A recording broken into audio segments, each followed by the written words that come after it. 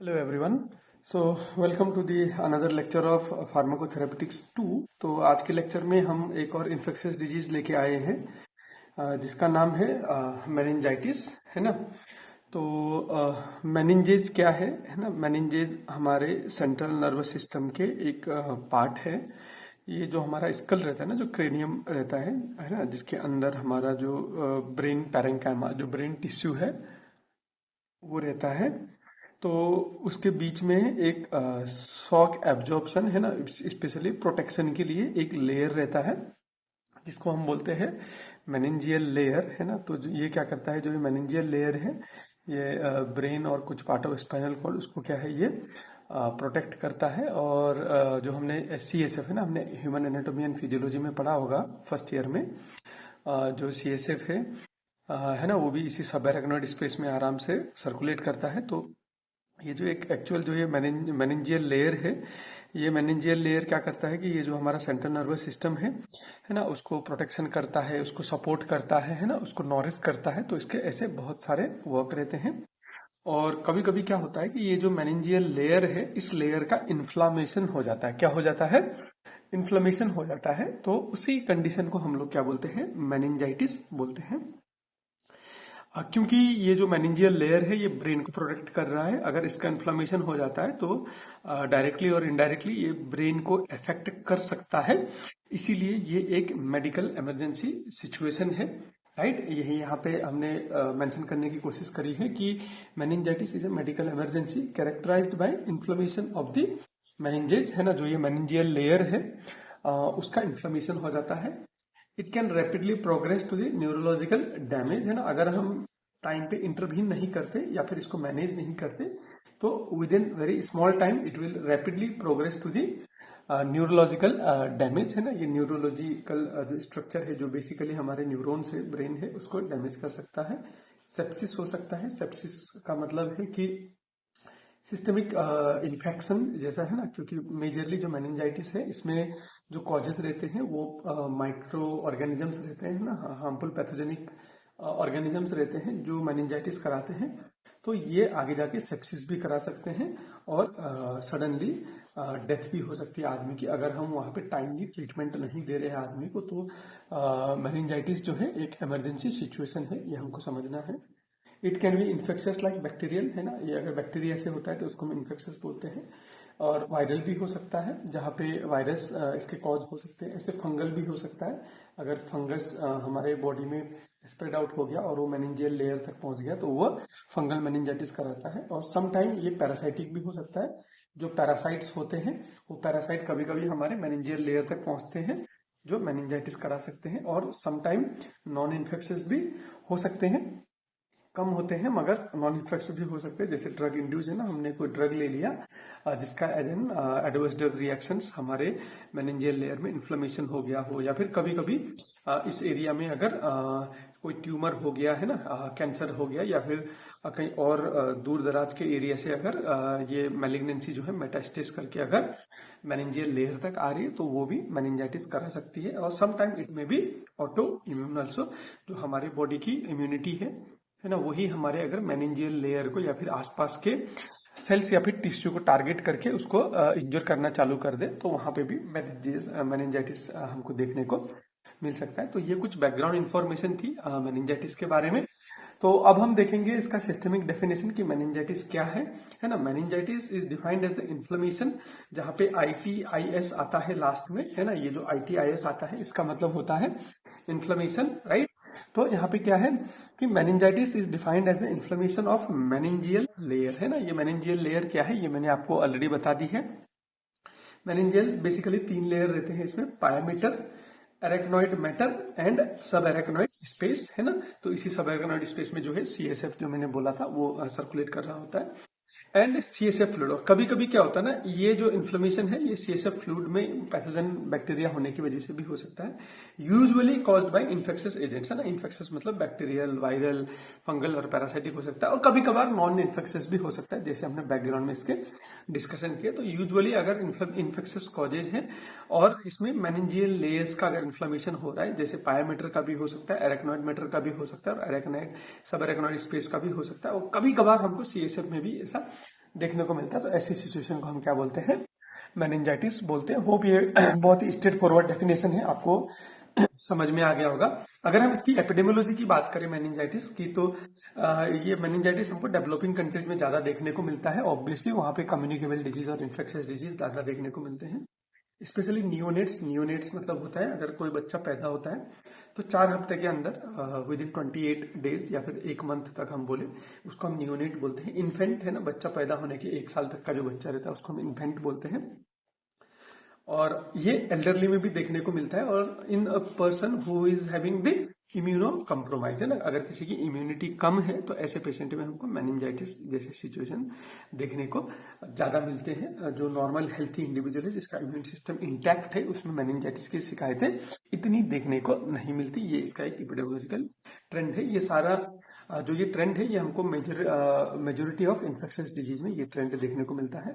सब Saharan Africa is also known as meningitis belt है ना, ये जो एक अफ्रीकन रीजन है, सब सहारन अफ्रीकन रीजन, जिसको हम मेनिंजाइटिस बेल्ट भी बोलते हैं, क्योंकि यहाँ पे जो मेनिंजाइटिस है इसका जो प्रिवेलेंस है वो काफी हाई अमाउंट में देखने को मिलता है, इसलिए हम यहाँ के पॉपुलेशन को क्या बोलते हैं, मेनिंजाइटिस बेल्ट भी बोलते हैं, है ना। अगर हम इसकी टाइप्स की बात करें तो बहुत बेसिक तरीके से हम इसको क्लासिफाई कर सकते हैं कि इसके कॉज में है ना कौन सा कॉजेज है।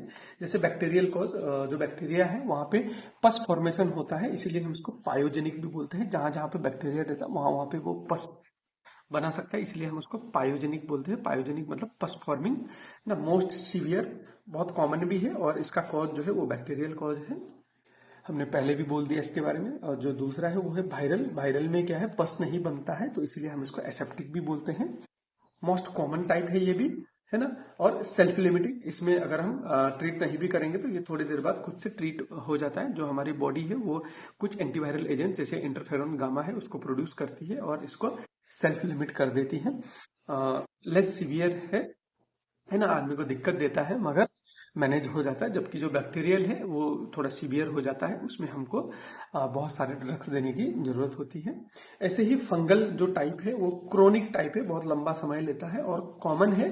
इम्यूनो कम्प्रोमाइज पेशेंट है ना, जिसकी इम्यूनिटी इंटैक्ट नहीं है, उसमें जो फंगस है वो अपॉर्चुनिटी ले लेता है और वो फिर मेनिंजाइटिस करवा सकता है। ऐसे ही आता है ट्यूबरकुलर, है ना। इतना कॉमन नहीं है, जिसमें ट्यूबरकुलोसिस है। तो हमने मिलियरी ट्यूबरकुलोसिस पढ़ा था, जो एक ऑर्गन से दूसरे ऑर्गन में चले जाता है। और एक्स्ट्रा पल्मोनरी ट्यूबरकुलोसिस भी हमने ट्यूबरकुलोसिस में पढ़ा था, जहां पे क्या था कि जो माइकोबैक्टीरियम ट्यूबरकुलोसिस के स्पीसीज है वो लंग्स को छोड़ के बाकी जगह पे अफेक्ट कर रहे हैं। तो कभी कभार ये अपने सेंट्रल नर्वस सिस्टम पे आ जाते हैं और वहां पे मेनिंजियल चीजों को जो है ग्रसित कर देती है, उसको हम बोलते हैं मेनिंजियल ट्यूबरकुलर मेनिंजाइटिस। समटाइम वो ब्रेन को भी करती है, जिसको हम ट्यूबरकुलर इंसेफेलाइटिस भी बोल सकते हैं। तो ये जनरली सब एक्यूट और क्रोनिक देखने को मिलता है, और मेजोरिटी टाइम पे secondary to the pulmonary tuberculosis और या फिर मिलियरी टीबी, है ना। जैसे मैंने आपको बताया कि एक टीबी जैसे लंग्स में है और फिर धीरे धीरे वो बाकी ऑर्गन्स में फैल जाती है ना, जैसे कैंसर मेटास्टेसिस करता है, तो उसको हम क्या बोलते हैं, मिलियरी ट्यूबरकुलोसिस। तो ऐसे ही ये सीएनएस तक पहुंच सकता है, जिसकी वजह से हमको ट्यूबरकुलर मेनिंजाइटिस देखने को मिल सकती है। ऐसे ही पैरासाइट्स की वजह से अगर होता है मेनिंजाइटिस तो उसको हम क्या बोलते हैं, पैरासाइटिक मेनिंजाइटिस। तो बेसिकली है ना, जो माइक्रो ऑर्गेनिज्म है उसके टाइप पे अगर हम क्लासिफाई करेंगे तो हम उसको बेसिकली 5 टाइप पे कर सकते हैं। बैक्टीरियल है ना, जिसमें पस फॉर्म्स होते हैं, सीवियर टाइप है। दूसरा आता है वायरल, एसेप्टिक फॉर्म, है ना, सेल्फ लिमिटिंग है। फंगल, इम्यूनो कम्प्रोमाइज में होता है। Tubercular, secondary to the tuberculosis. And parasitic, अगर किसी में पैरासाइट्स है तो वहां पे पैरासाइटिक हो सकता है। अगर हम ड्यूरेशन के हिसाब से बात करें तो अगर 7 दिन से जल्दी इसका कोर्स हो जाता है उसको हम एक्यूट मेनिंजाइटिस बोलते हैं।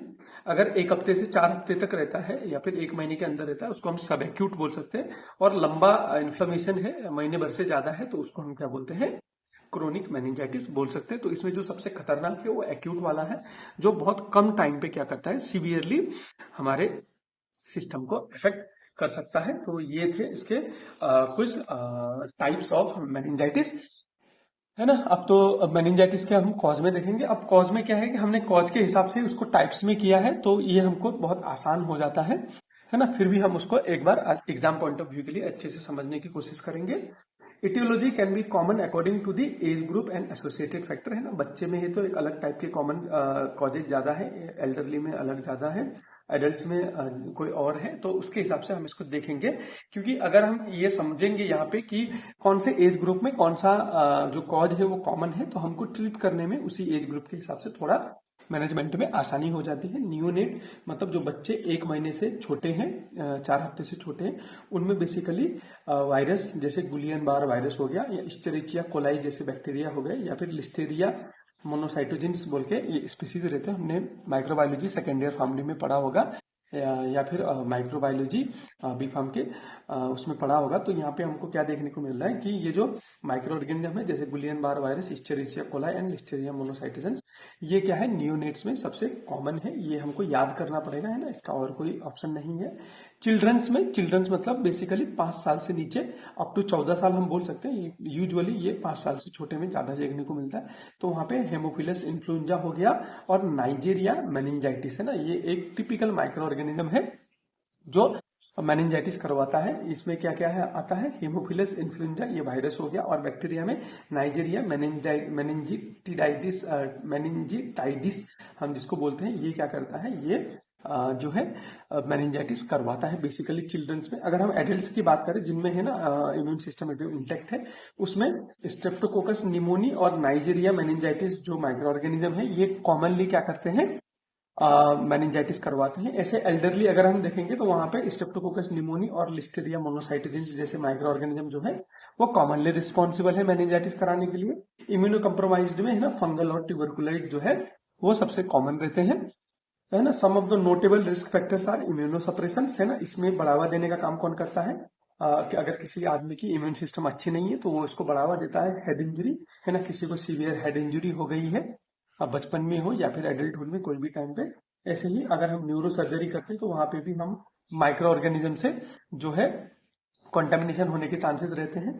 अगर सीएसएफ लीक हो रहा है, कोई प्रोसीजर किया है ना हमने, सीएसएफ एनालिसिस किया या फिर हेड इंजरी हो गई, किसी भी वजह से सीएसएफ लीक हो रहा है, ऐसे कंडीशंस में क्या है, मेनिंजाइटिस होने के चांसेस बढ़ जाते हैं। और क्रोनिक अल्कोहलिज्म है तो वहां पे क्या होगा, जो बीबीबी का इंटीग्रिटी है वो नुकसान हो सकता है, वो कंप्रोमाइज हो सकता है, जिसकी वजह से मेनिंजाइटिस हमको ज्यादा देखने को मिल सकता है। और समटाइम्स क्रोनिक डिजीज है किसी में, है ना, उसकी इम्यून सिस्टम कमजोर हो जाती है, तो वहां पे भी हमको मेनिंजाइटिस जैसे सिचुएशन देखने को मिलते हैं। तो आज के क्लास में हम इतना ही देखेंगे।